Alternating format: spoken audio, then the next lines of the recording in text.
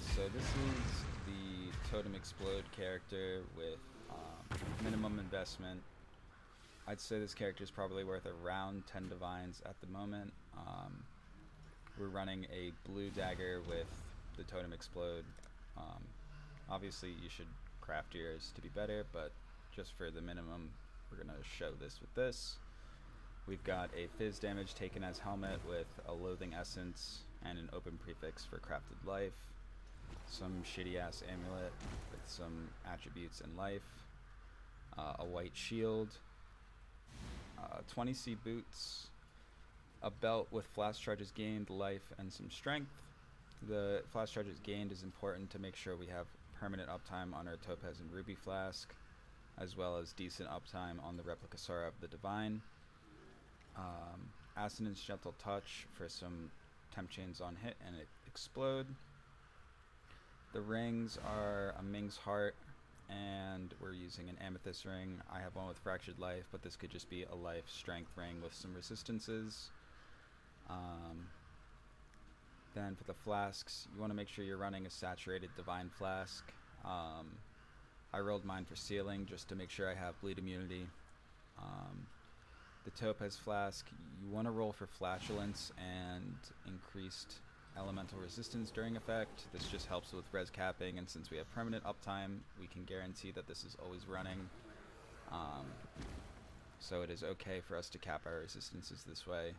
The flatulence also is really nice for proccing our recover 4% of HP when you use a flask. So if we're getting hit by a bunch of mobs, these will be popping up and giving us some extra HP.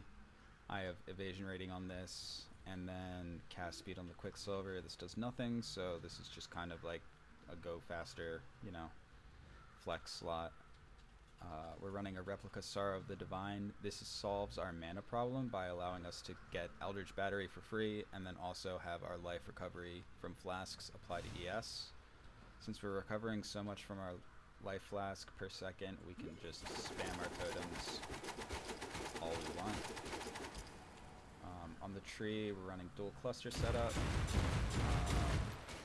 and then I'm running a small cluster with mana reservation efficiency.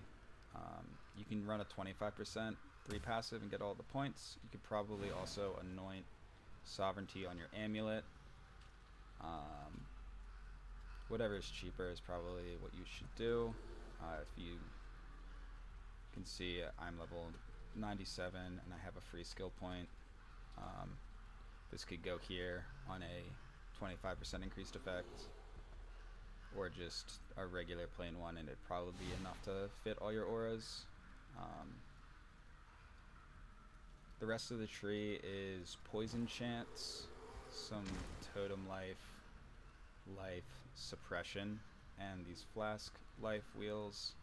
These are really nice for increasing the amount of recovery we get from our life flask, and since we have so much uptime on it, this is like free regen. For the ascendancy points, we grab gain 3 flash charges every second, Master Surgeon, so our flask can be used when our HP is full, the Wither on hit and Wither effect, and Poison Prolif. This just helps with clear a little bit. It's not like that noticeable, but it's definitely pretty good. So that should be everything for how I built this specific version of the character. Go into a map. It's nothing special. Glad. I'm not up to that just. Make sure you pop your flasks at the start. Once you pop your flask on cooldown.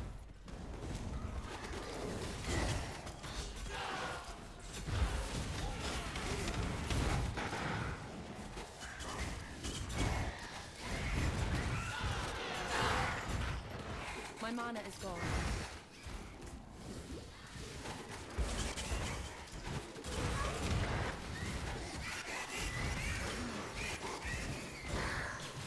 Plague Bearer definitely helps a lot with the clearing. So go ahead on cooldown.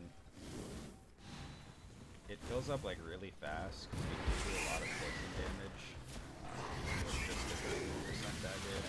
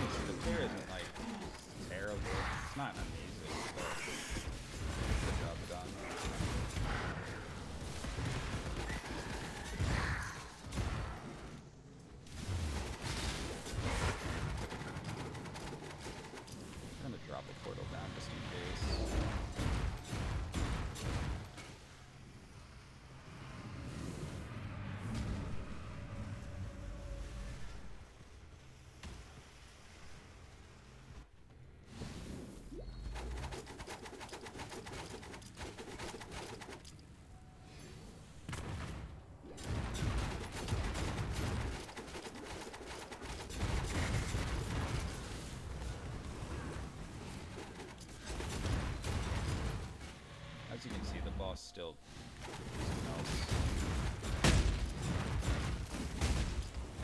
Save the hitter too.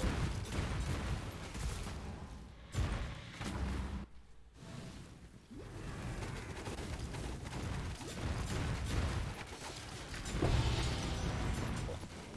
Well, that's the showcase of this build with minimum budget. The most expensive parts being the 6-link lightning coil, Divergent Herald of Agony, and this cluster jewel, and the Enlighten. You can probably put this character together for around 10 divines. And yeah, hope you enjoyed it.